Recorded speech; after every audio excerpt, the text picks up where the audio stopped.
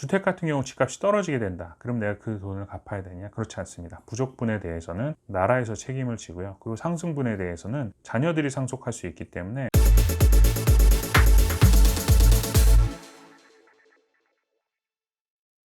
안녕하세요, 한동호입니다. 이번 주 돈이 되는 주간 뉴스 시작해 보도록 하겠습니다. 첫 번째로는 무공해 자동차 충전소 찾기라는 내용으로 가져와 봤습니다. 최근에 무공해 자동차가 많이 양산이 되고 있고 소비자분들도 무공해 자동차, 특히 전기차 많이 찾고 계신 것 같아요. 그래서 무공해차 통합 누리집이라는 게 환경부에서 새로 개편을 해서 오픈을 한 것 같습니다. 그 포털로 들어가 보면 충전소 찾기 있고요. 그리고 각종 보조금이나 어떠한 기반 사항에 대한 내용들이 잘 정리가 되어 있으니까 한 번 정도 이용해 보시면 좋을 것 같습니다. 그리고 각 지역마다 충전기 설치를 신청도 받고 있는 것 같습니다. 신청한다고 다 해주진 않겠지만 그래도 신청을 해서 각 골목마다 다양한 형태의 주택가에 설치할 수 있는 충전소들이 많이 있는 것 같습니다. 그래서 신청도 받고 있는 것 같고요. 제가 포털 사이트 그림을 간단하게 캡처해 와 봤는데요.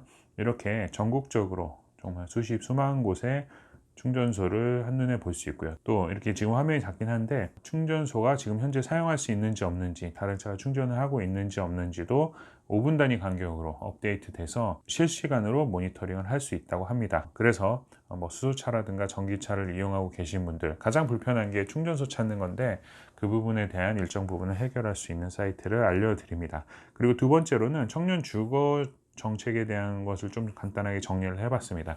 세부적인 내용은 시간 관계상 다 말씀드리지 못하겠지만 제가 말씀드리는 타이틀로 포털 사이트에서 검색을 해보면 자세하게 나와 있고 그 대상이 정해져 있기 때문에 한 번 정도 검색을 해보시는 게 좋을 것 같습니다. 그래서 간단하게 말씀을 드려보자면 청년 주거급여 분리지급이라고 해가지고 일정 부분의 어떤 주거 생활을 할 수 있는 부분들의 비용을 지불하는 것 같습니다. 그래서 서울로 와서 공부를 한다던가 아니면 지방에 가서 따로 직장 때문에 거주를 하고 있다던가 이런 청년들에게 지급을 하는 것 같습니다.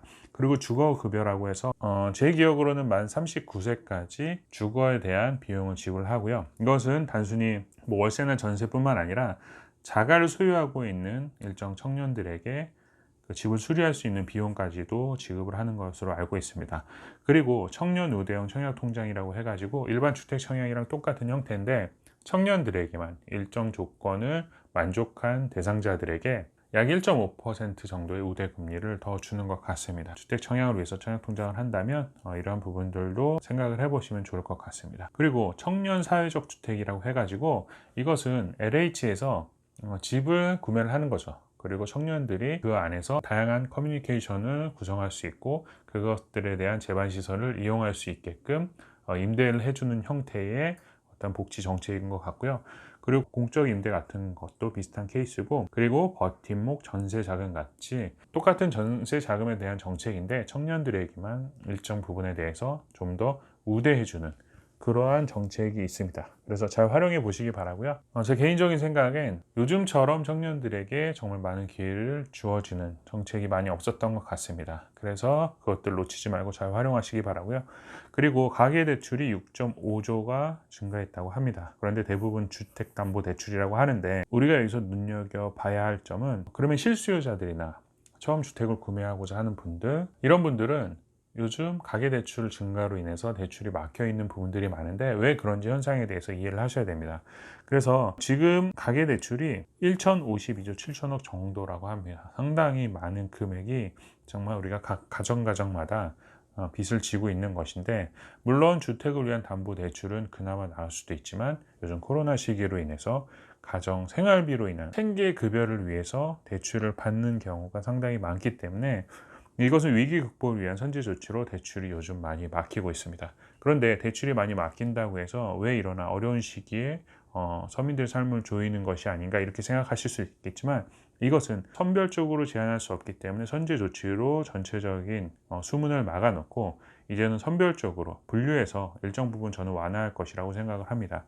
그런데 이런 조치들이 선제적으로 이루어지지 않아서 어떠한 가계부채들이 기하급수적으로 늘어나기 시작하면 그것은 걷잡을 수 없게 되고 경제 위기로 이어질 수 있기 때문에 선제 조치 성격의 대출의 규제가 많이 되고 있고, 분류해서 무주택자라든가 아니면 전세자금 대출, 정말 실수요를 위한 그리고 생계를 위한 대출 같은 경우는 조금씩 완화될 것이라고 생각합니다. 그래서 요즘에 앞서 말씀드렸지만 청년과 무주택을 위한 어떤 복지나 정책들이 상당히 많이 펼쳐지고 있는 것 같습니다. 뭐 내년 대선 때문에 그런 걸 수도 있고요. 앞으로 선진국은 장차 사회 취약층이라고 말하기에는 모순되는 부분도 있을 수 있겠지만 청년이나 무주택 그리고 사회 저변층의 복지 확대를 위해서 많은 정책들이 펼쳐지는 것은 너무나도 당연하다고 생각하고요. 저는 개인적으로 저는 청년도 아니고 무주택자도 아니긴 하지만 상당히 나라의 방향성에 있어서는 상당히 좋은 부분이라고 생각합니다. 그렇기 때문에 청년이라고 해서 분노하지도 마시고 무주택자라고 해서 상실감 갖지 마시고 우리가 목표를 이루기 위해서 어떠한 사다리가 아직도 정비되어 있고 확대되어야 될지는 꼼꼼히 찾아보시고 그것들을 잘 활용하시기 바랍니다. 그것이 현명한 길이라고 생각을 하고요. 그 다음에 주택연금법이 바뀌었습니다. 저는 주택연금이나 농지연금 이런 걸 상당히 긍정적으로 보고 있습니다. 왜냐하면 내가 죽을 때까지 일정 금액을 확정적으로 받을 수 있다는 것이 상당히 메리트가 있습니다. 보험사에서 가입하는 연금 같은 경우도 내가 오래 살면 오래 살수록 보험사엔 리스크겠지만 나의 어떤 노후는 보장되는 것처럼 주택연금이나 농지연금도 비슷한 성격이 있습니다. 그래서 저는 연금보다는 주택연금에 포인트를 주고 싶고요. 왜냐하면 연금과 주택연금의 어떤 형태는 비슷하게 운영을 할 수 있습니다. 연금 같은 경우는 예를 들어서 매달 뭐 30에서 50만 원씩 내서 뭐 1억을 예를 들어서 만들었다. 그러면 1억에 대한 원금을 통해서 내가 오래 살면 오래 살수록 보험사는 리스크를 질 수 있겠지만 그래도 나는 안정적인 노후 생활을 할 수 있다는 건데 주택도 비슷한 형태로 가져갈 수 있습니다. 대부분 생각하시길 주택은 일정 부분의 목돈이 필요한 것이 아니냐라고 생각하실 수 있겠지만 입지 좋은 그리고 대지 지분이 넓은 어떤 빌라나 소형 주택 같은 경우 1, 2억짜리 소액의 어떤 부동산들을 내가 매달 이자 내는 부분을 연금 낸다고 생각하고 납입을 하시게 되면 연금이라는 것은 2, 3년 뒤에 수령할 것이 아니기 때문에 10년, 20년 뒤에 이 1억이 만들어지는 물가 상승률에 대한 대비,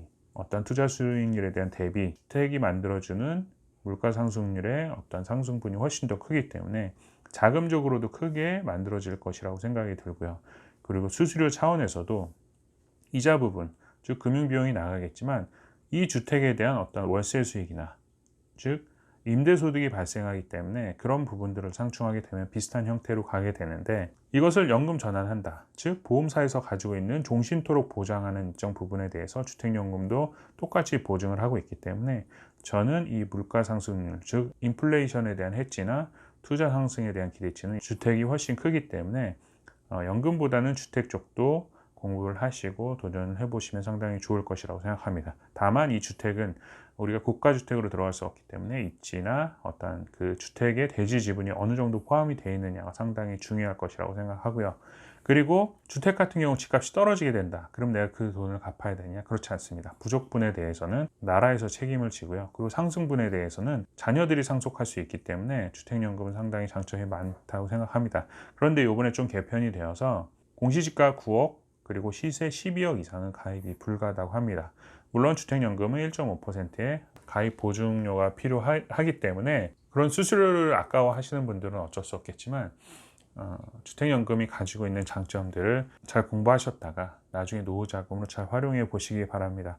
그리고 마지막으로 어떤 경품이 당첨이 됐는데 세금 내라고 그 부분에 대해서 환급 신청하세요 얘기가 나와서 저도 몰랐던 내용이기 때문에 한번 봤는데 사실 뭐 환급을 100% 해주는 건 아니고 이건 기타 소득세로 간주를 해서 일정 부분 세금을 환급받으라는 내용이더라고요. 무슨 얘기냐면 우리가 어떠한 경품이나 이런 거에 당첨이 되면 5만 원 이상은 제세공과금이라고 해서 22%의 세금을 내게 됩니다. 그런데 종합소득세 신고를 통해서 이것을 기타 소득으로 가져오게 되면 기타 소득세는 3.3%예요. 상당히 많이 세금을 절약을 할 수 있게 되는 거죠. 이것은 대단한 내용은 아니고요. 그냥 22%의 세율을 세목 조정으로 인해서 기타소득세로 바꾸면 일정 부분 환급을 받을 수 있다는 이야기입니다. 그렇지만 어떤 당첨 금액이 100만 원 이상의 기타소득세를 잡게 되면 소득으로 간주되기 때문에 나중에 연말정산 받을 때 내가 뭐 남편의 피부양자로 들어가 있었다던가 아니면 와이프의 피부양자로 들어가 있었다던가 아니면 내 뭐 자녀의 피부양자로 들어가 있었을 경우는 그 조건에 부합되지 않기 때문에 100만 원 이상 같은 경우는 그런 부분들 좀 조심하셔야 되고요. 그리고 연간 300만 원 이상의 어떤 기타 소득세가 발생하게 되면 그건 종합과세 대상자가 되기 때문에 그런 부분들은 참고를 하시되 우리가 일상생활에서 100만 원 미만의 어떤 경품이 당첨이 되면 제세 공과금 대신에 그 다음에 5월에 종합과세 신고를 하면서 세율 조정이 가능하다. 이런 부분들을 말씀을 드리고 싶습니다. 오늘 준비한 내용은 여기까지입니다. 감사합니다.